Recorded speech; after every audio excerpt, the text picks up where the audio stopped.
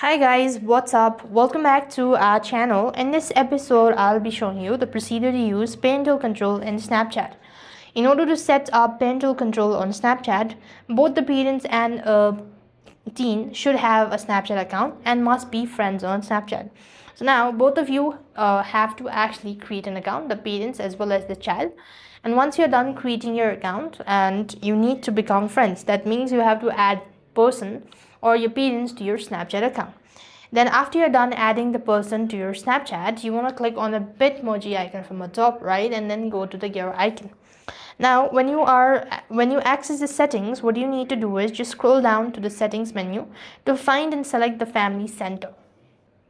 So here you have partner connections. You could go with family connections as well.